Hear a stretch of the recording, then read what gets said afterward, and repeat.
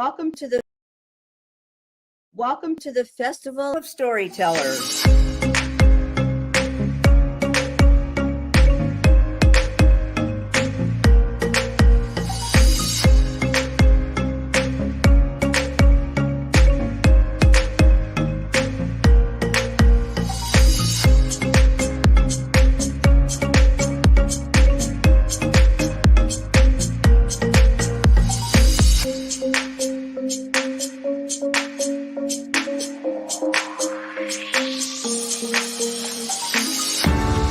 I can't tell you how excited I am to be on right now.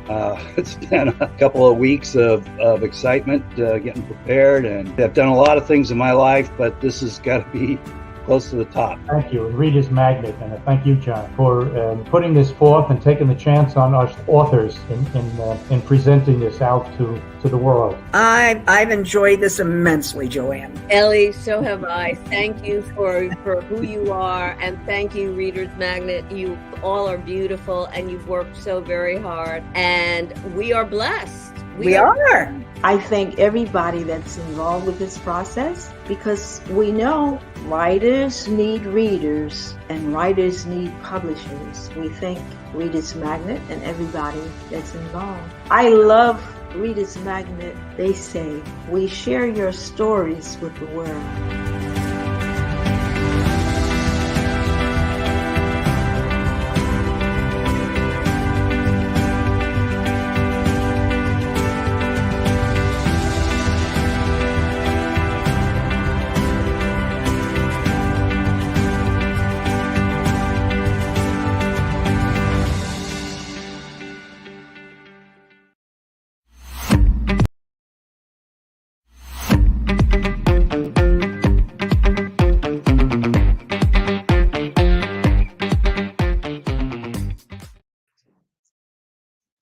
Good afternoon. I am so happy to be with you again. Welcome back to all of you who were with me either yesterday or the day before, and welcome, a warm welcome to those who are new. I am Margaret Krivchenia, and I am the author of Evermore, my first adult novel, and also I'm the author of the Four Cousins Mystery Series, which I'm going to be talking to you about today. Now, yesterday, if you were with me, you know that I read the prologue to Evermore to give you an idea of how I was setting up the story. Before I go into that in a little more detail, I just want to tell you a little bit more about myself. I've been publishing books for the past 6 years, and actually I am amazed because I never thought I'd end up being an author. But I grew up in Michigan, and I graduated from Wayne State University in Detroit and got my master's from the University of Michigan. I started out actually as a voice major, ended up getting my degree in counseling. And in the process of my life, I ended up moving to Florida, and I now live in Palm Harbor, Florida, in the Tampa Bay area. And I was a counselor here at the high school for 24 years. And when I retired, I started writing books. Who would have thought it? But I had 4 grandchildren, and the youngest grandson, the 2 youngest, used to stay and sleep over. And so from the time that Harrison was about 3 years old, he would say, "Grandma, tell me stories." And I would start reading a book. He says, "No, no, no, Grandma, make up a story." So a lot of these stories that I made up for him had to do with a magical forest where all the animals talked. And I would use the props as the little bath toys that we had.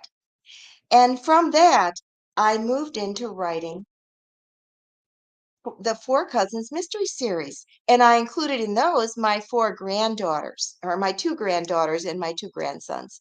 So the Four Cousins Mystery Series has just been a wonderful experience for me, because I've been able to use my 4 grandchildren as the inspiration for the books, and they are the characters in the books, and they're the real names in the book: Harrison, Parker, Emma, and Kate. And I asked their parents if I could use their names, and they said fine. So the 4 cousins and I have been on wonderful adventures through the 4 books. Now, just to give you a little bit of idea, I didn't start out writing adult novels right away. I did start out writing the children's books that I've told you about, which are from ages 8 to 12. Evermore, which I talked about for the past 2 days, and I read the prologue to yesterday, has been just really a love for me because it's about my family. And it's been on my heart to write a tribute to my mom and dad and my grandparents from the memories that my grandmother shared with me from the time I was just a little girl.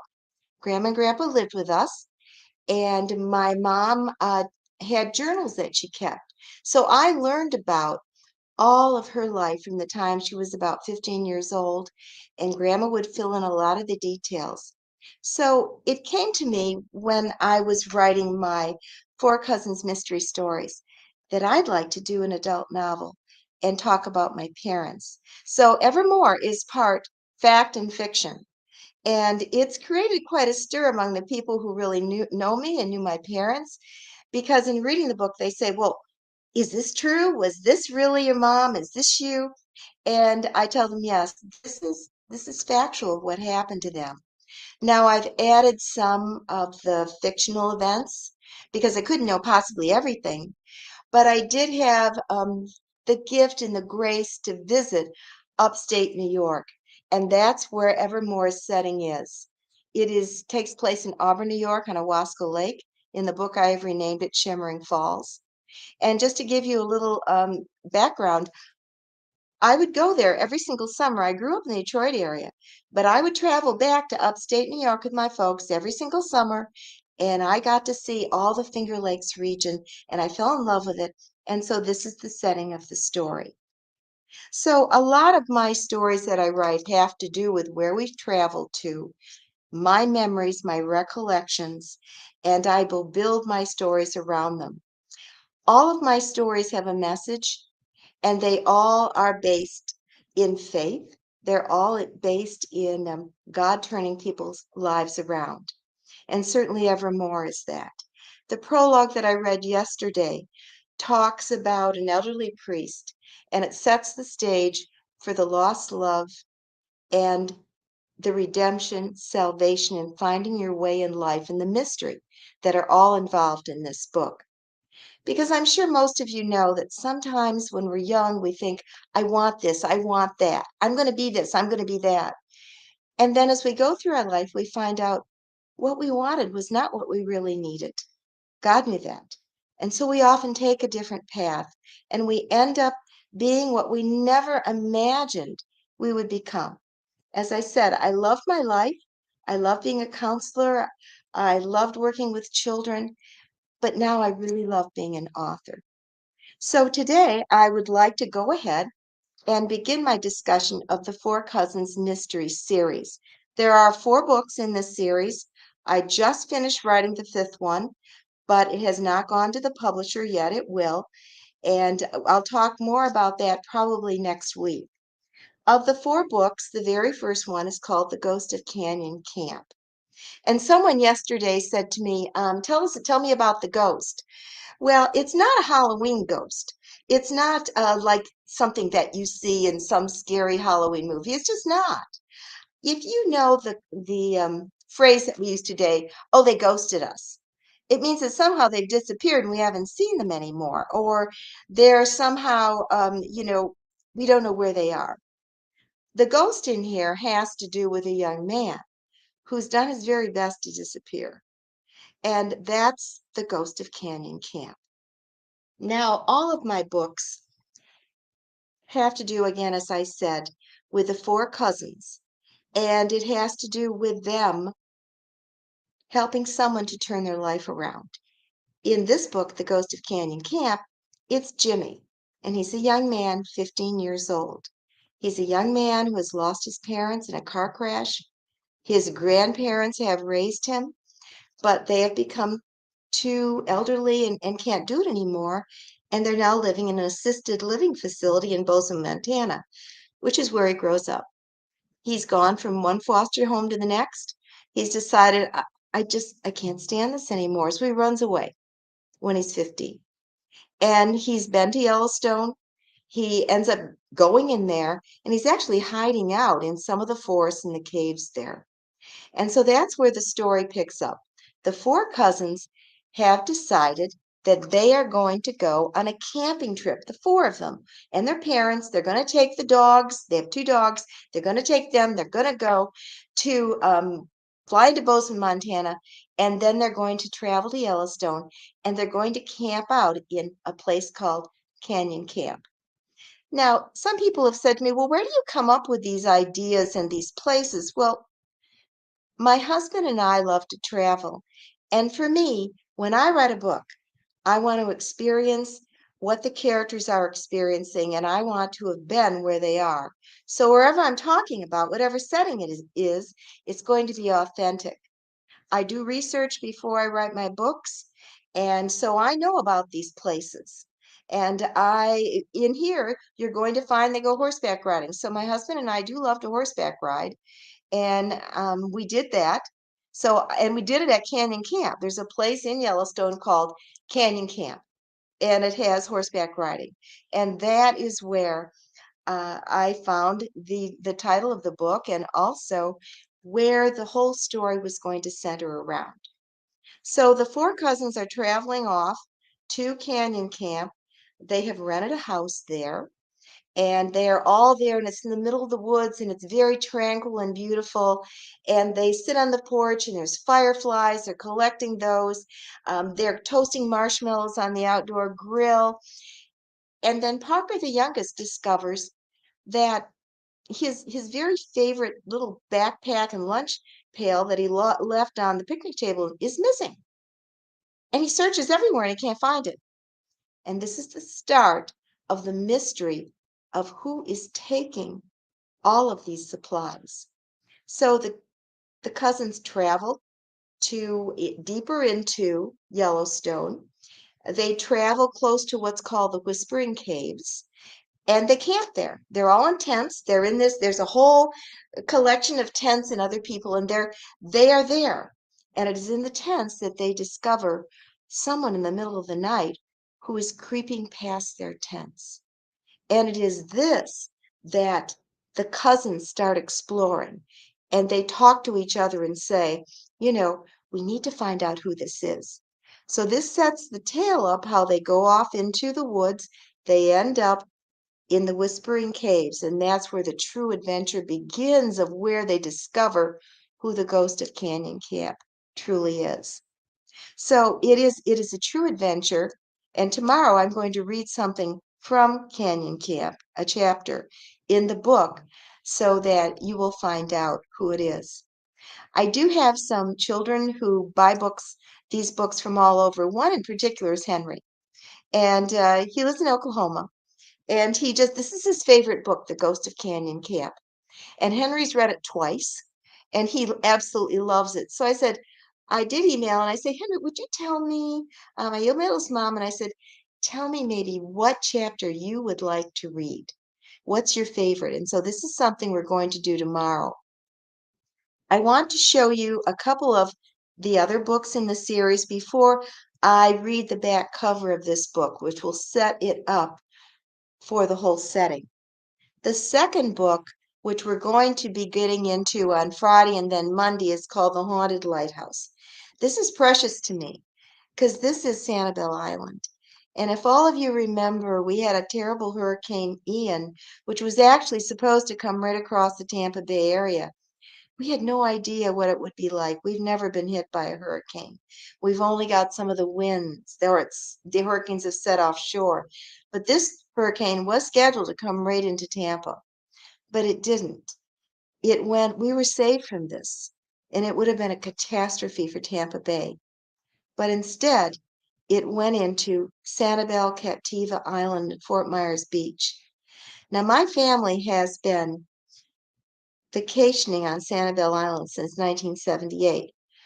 We bought a condo there on Sanibel Island, and we would go there every April because at that time we were living in Ohio. We would travel there and we'd stay. My mom and dad were living in Michigan. They'd go and stay a whole month on Sanibel Island, and they would stay at the Lighthouse Resort, which is right near the lighthouse. If any of you saw the pictures, you would see that the lighthouse is still standing, but the historic building all around it has been destroyed and washed away. So this really was heart-wrenching to us because we remember this beautiful little haven, and we're so thankful to hear that the causeway has been restored, and now the residents at least can get back on there. So this story takes place on Sanibel Island, and I'll be talking more about this and all the adventures that the four cousins have there. And this really is from our own experiences, are the places that we visited. Obviously, the story is fictional of modern day pirates, but I will tell you more about Sanibel on Friday and then on Monday. The third book in the Four Cousins Mystery series is The Secret of the Broken Arrow Mine. And for this, I probably did more research than any of the other books. My husband and I have traveled to Yellowstone 4 times now, and we went back so that I could do more research on this. I did research on the Nez Perce Indians, which were part of Yellowstone National Park, and I did history and pictures of that. And I also explored Thermopolis, where all the dinosaurs, you probably don't realize that Montana and Wyoming have some of the greatest dinosaur bone exhibits anywhere. We went to a museum that is part of this book. We also studied Kerwin, which is a ghost town, and that is part of the main point of the history of the secret of the Broken Arrow Mine. There is a treasure hidden in the Broken Arrow Mine that the four cousins are going to find. And so this again, they meet a new character in here called Tommy. He's a little boy who lives in a ranch. He's deaf. He has become unable to speak because of this terrible catastrophe that happened to his father in one of the fires. And the four cousins actually helped Tommy to regain his speech in this tale. So this will be something that I will be telling you more about also in the coming days ahead. The last book that I wrote, and this just came out last year, is called The Case of the Mysterious Mansion. It's a Christmas mystery, and it takes place in Asheville, North Carolina, a place that my husband and I love to travel to. Just every year we go to the Carolinas and stay in either Hendersonville or Asheville. So this takes place near the Biltmore Resort, if any of you have ever been there.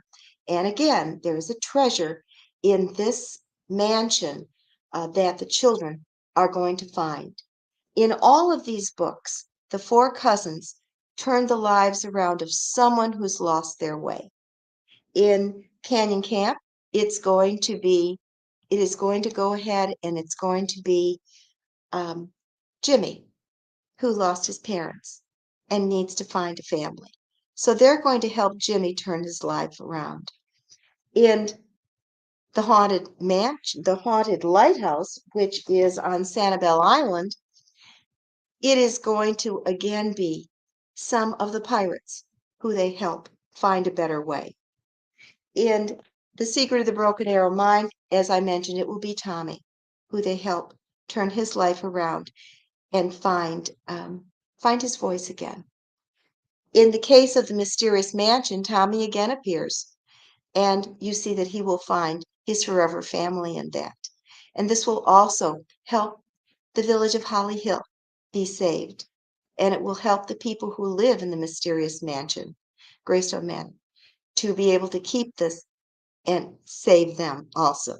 So all of these books have a theme. The children have faith. They love God. They say grace before meals. They pray and depend on God to help them. And it is a beautiful, beautiful stories that, fill the lives of these people and help them. So I want to go ahead and go back now to The Ghost of Canyon Camp. And by the way, if you have any comments that you want to make, or any questions that you have that you want me to ask, please just go ahead and ask them. Now, I'm going to read to you the back cover of The Ghost of Canyon Camp, which sets up the story and the location. And I have a question on here, that what was my favorite childhood book? Before I read this, I have to tell you, I have always loved reading and writing, and my classroom for this was my home. My home was filled with books. My mother loved to read, and I had all kinds of books from the time I was a child when she would read to me. So I had the Eight Cousins, I had the Nancy Drew books, I had the Hardy Boys, I had Jane Eyre as I got older and was a teenager. I would say I love Jane Eyre. That was one of my favorite romantic teenage books. But if I go back to being a child, I would have to say I love the Eight Cousins. This is the story of the cousins and all of their adventures. So I absolutely loved that book. And of course, I did all the Nancy Drew books. I can remember The Hidden Staircase. I love that. The Hardy Boys. And that's the book. I had two sons, and they love those books. So all of this kind of led me into writing these particular books. So these are all can be purchased on my website, which is www.fourcousinsmysteries. And if you do buy books from my website, I will send you signed copies. The shipping is free, and I'll even have the Four Cousins signed for you. So it's a beautiful thing. So let me go ahead and read this. Now I have another one. It says, without spoiling, which character's redemption do you enjoy writing the most? You know, I love Jimmy's story and Tommy's, those two. The little boy and the boy who was 15, who had his life turned around and found a place for himself, and Tommy, who was 10 in the story of The Secret of the Broken Arrow Mine. I love those. So, yeah, those are very precious stories to me. So, let me just go ahead now, and I'm going to read to you the back cover of The Ghost of Canyon Camp. Yellowstone National Park is a place of wonderment. From geysers like Old Faithful to the artist's paint pots of boiling, bubbling mud, there is nowhere else on earth like it. Animals abound, such as bison, deer, elk, bears, and wolves in Hayden and Lamar valleys. Hiking, horseback riding, and exploring are favorite pastimes. Untold adventure awaits the Four Cousins in Yellowstone. The four cousins, Kate, Emma, Harrison, and Parker, were so excited about spending their vacation together in Yellowstone at Canyon Camp. They had been planning this trip for over a year, and now it was really happening. They would be camping, horseback riding, and exploring caves and the wonders of Yellowstone. Little did they know the mystery and danger that awaited them there. When they arrived at Canyon Camp and settled into their log cabin, they noticed that some of their belongings seemed to disappear from where they had placed them. Parker couldn't find his superhero lunchbox. His dad's sweatshirt was nowhere to be found. It wasn't where he had left it. A search of the area proved fruitless. What was going on? Emma had a strange feeling that were being watched as she gazes into the deep woods surrounding the cabin. It makes her skin crawl. And Harrison sees strange lights in the forest at night. Only Parker, with his ever vigilant dog Penny at his side, sleeps undisturbed. At their campsite a few days later, close to the Whispering Caves, Kate, Emma, and Harrison see a scary creature sneaking by their tent in the middle of the night. They tell their parents and the rangers, but no one can discover who or what it might have been. The four cousins decide to explore the Whispering Caves on their own the next afternoon without telling their parents. Emma, who senses things about to happen, had felt the presence of someone there, hiding and waiting, when they had visited the caves the previous day with their parents and the ranger. Kate, Emma's older sister, is the sleuth of the group of cousins. She leads them to the cave through what she thinks is a short visit.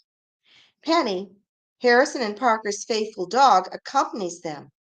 However, a fierce storm breaks out, and they become trapped in the cave by a grizzly and her cubs seeking shelter. They send Penny for help. Here they come face to face with a ghost of Canyon Camp, who saves them and leads them through harrowing adventures in the cavern. They learn the true meaning of trusting in God, helping others, and how important it is to listen and to obey your parents. So that is the back cover of Canyon Camp. And let me just tell you a little bit about the 4 cousins, my 4 grandchildren. Kate's the oldest. She is the sleuth. She's the girl in charge. Harrison listens to her, and he is kind of her sidekick. He is her cousin, and he is 10. Kate is Emma rather is also 10.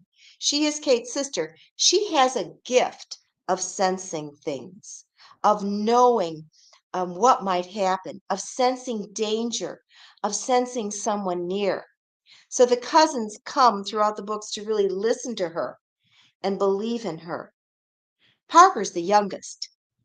He is 8, and Parker is full of energy, full of life. He's fearless, and he loves to experience whatever the cousins want to experience.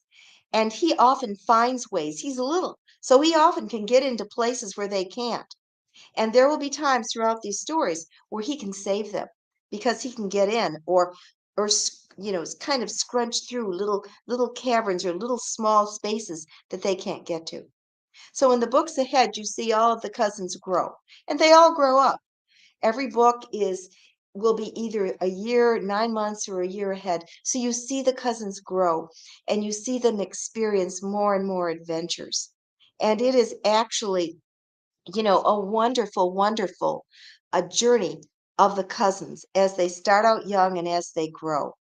And the latest book, the one I've written, which I have not sent yet to the publishing company, is going to be called The Quest for the Cat's Eye Ruby.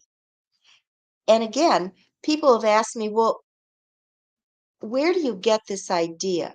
Well, I have to tell you, the 5th book in the Four Cousins Mystery series, The Quest for the Cat's Eye Ruby, came from my great-great-grandfather. He had his wedding ring was a gold ring set with a cat's eye ruby. And so I decided that this would be the treasure that they would be seeking. And the quest for the cat's eye ruby takes place in Yellowstone, not in Yellowstone, but in North Carolina again at Chimney Rock State Park. The challenges of writing these books, first of all, I immerse myself in these books. And when I'm writing, I am literally part of the book. I can see the characters.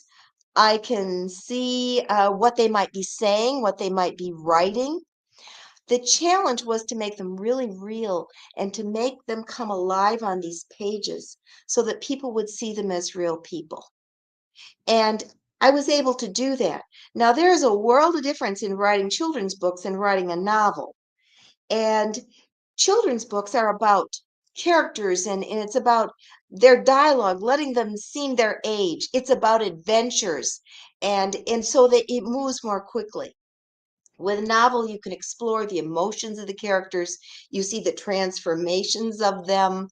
You see them growing throughout the book. It's much more in depth. The dialogue, the word choice is more in depth. With children's books, you want to make sure that the dialogue is of their level. You want to make sure that the adventures are exciting to them. You can't go off on your own and spend details and details describing everything, which I can do in an adult novel, and I love to do details. But this is more about adventure and more about events and their experiences.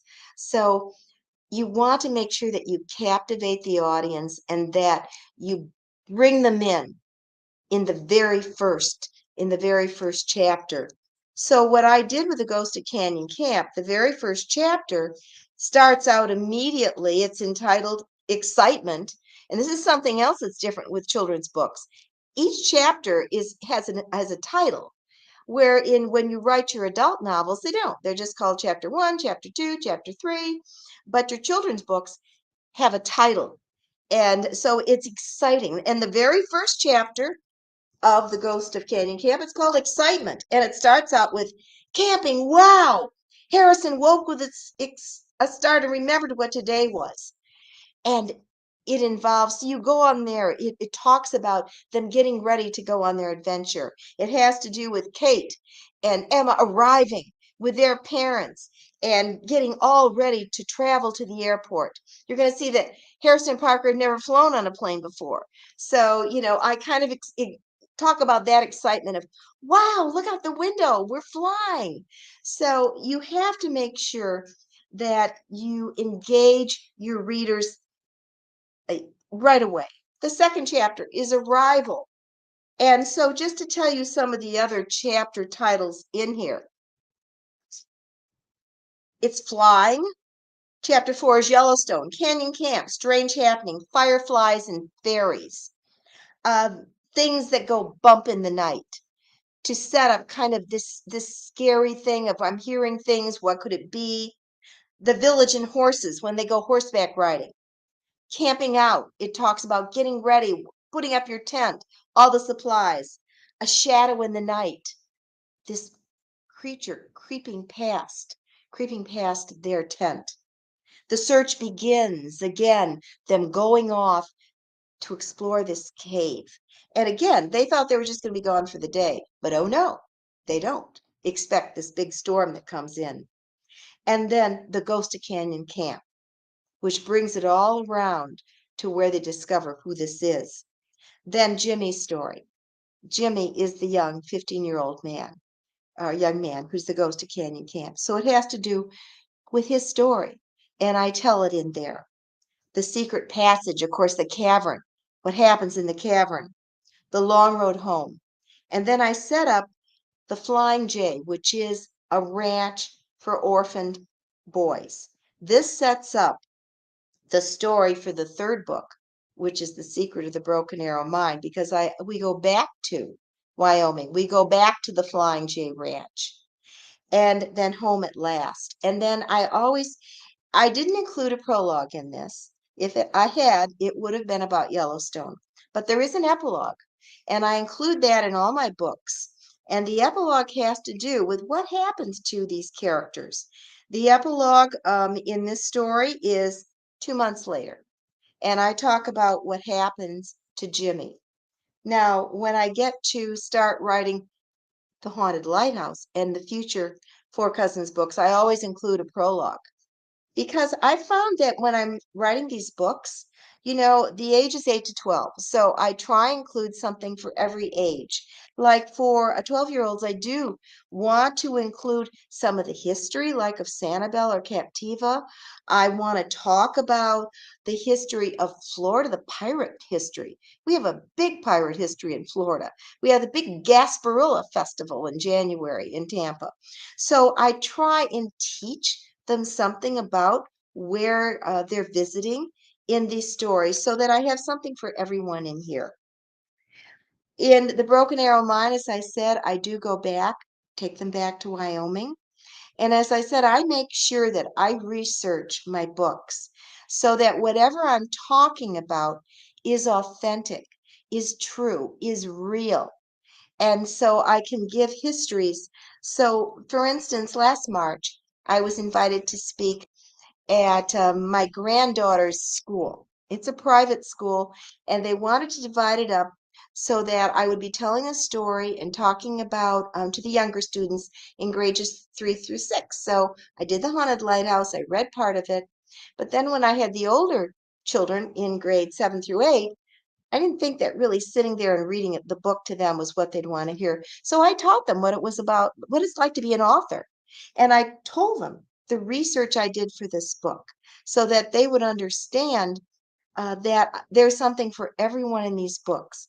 They can learn about, there's the Tale of the Broken Arrows, and this talks about the Nez Perce Indians. It talks about the war that the Native Americans went through with our government.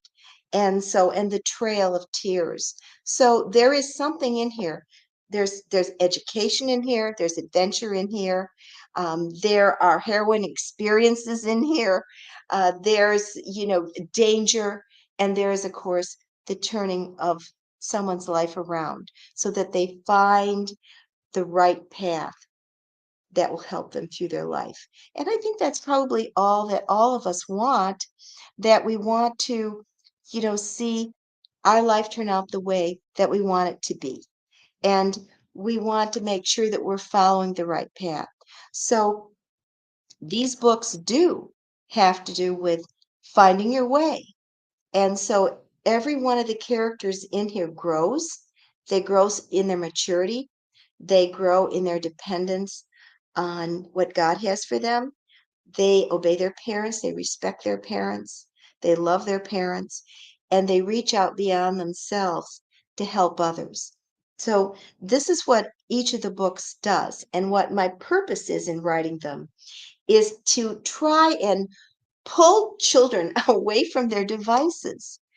I'm sure as parents and grandparents, you all know, I know mine, they all have their little cell phones, they have their iPads, and when you go to see them, it's like, okay, their eyes are down looking at this. So my goal is to inspire a love of reading. I used to love when I was a child. Of course, I didn't have a cell phone, I didn't have an iPad. We had a TV. I didn't have a phone in my room or a TV in my room. But I love to sit and I love to curl up with a book and I love to just bury myself in that story. And growing up in Michigan, it was cold in the winter, cold a lot of the times. So we had a fireplace and there'd be a fire going and I'd curl up in an overstuffed chair near the fireplace and I'd be reading my book and I'd lose myself in that story.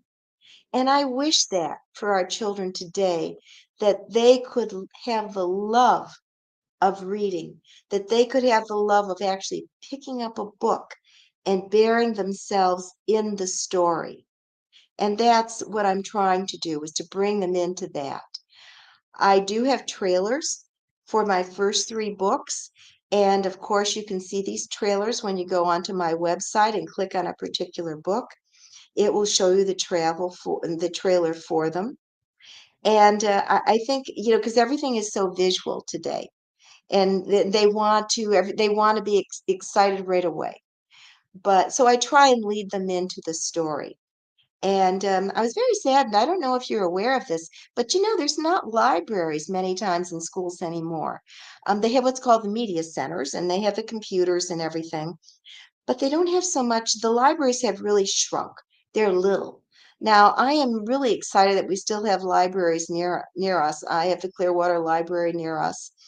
And so I can still browse through the stacks, and maybe some of you remember doing that.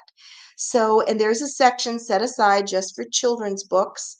I go in there. Unfortunately, I rarely see any children in there, but I do get the opportunity to go to my younger grandson's school, and they have a grandparents' day, and I get to go in there and I get to read a part of a book to them, and I absolutely love that. And so I would say that if you have any desire in your heart, like I did, I love to write. And again, growing up, my home was my classroom with all those books. I would say to you, you never know where the path is going to lead. And if you have a desire to write, think of your family, think of your stories, think of what you are most interested in. I loved detective and mysteries growing up. I did. I still do. I still do love detective and mystery stories. And so think of what you like. And one thing I was thinking about yesterday was that Evermore, my adult novel, and the Four Cousins Mystery series, they all have real people in them. They're not all fictional characters, they're all real people. Now, I may have obviously some fictional characters in there, but the real people are the heart of the story.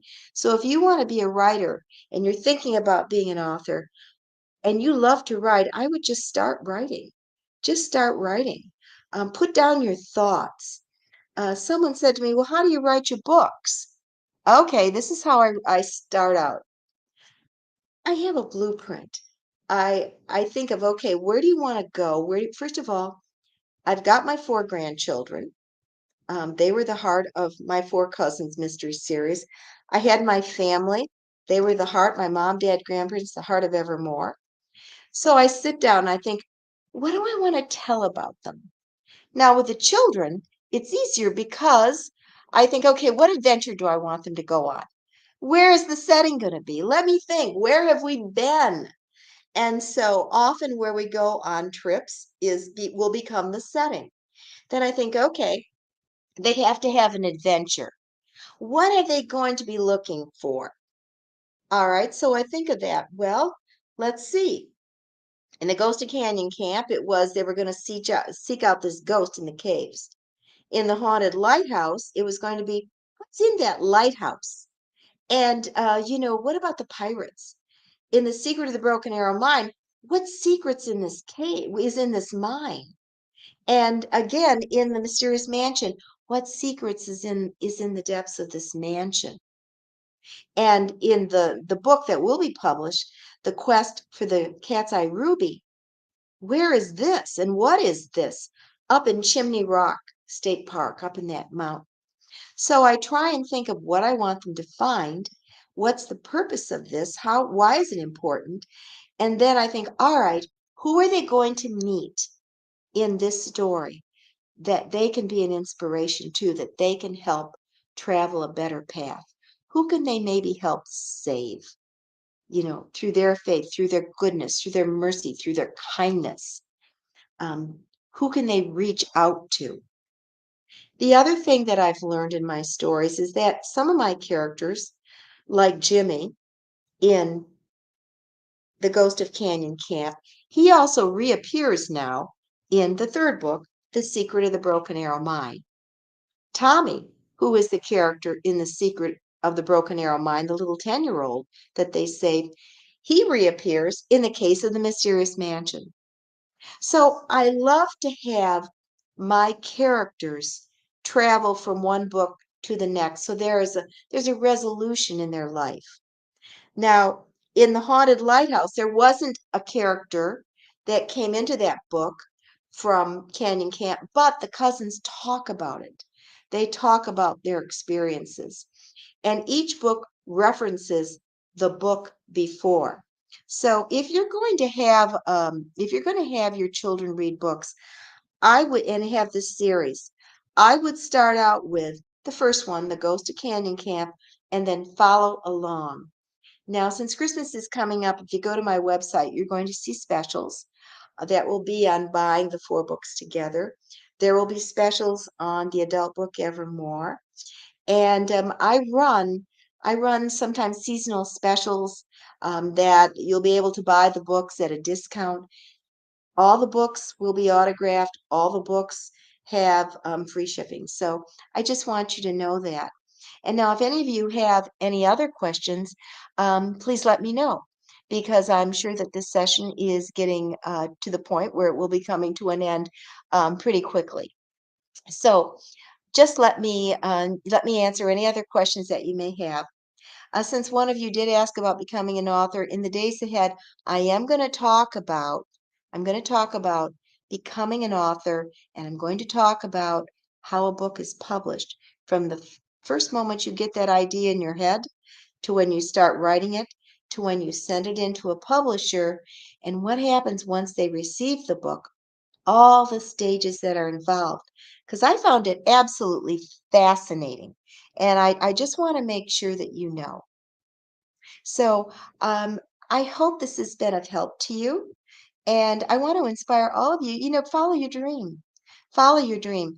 I never, ever in my wildest dreams thought I'd be an author. And now here I am, with 5 books published and the 6th one going to the publisher. And I have in my mind that I want to write more books. There will be a sequel to Evermore. I am going to follow one of the main characters in this book. And this main character, her life will unfold. And again, it will be a beautiful story. And I will try to include in there, we will travel back to the Finger Lakes region, because just to go back to Evermore, the adult book, this is the first book in the Finger Lakes series. there's definitely going to be a book too. It's in my mind on what I want to do. And since I have finished now this 5th book in the Four Cousins Mystery series, I'm going to begin writing the sequel to Evermore. So I just want all of you to know how grateful I am that you have joined me today. And tomorrow we're going to continue with the Ghost of Canyon Camp, and I will be reading a chapter to you so that you'll have kind of a flavor of what the story is like. And I'm still waiting to hear from Henry out in Oklahoma so that he can tell me what chapter he might like me to read to him.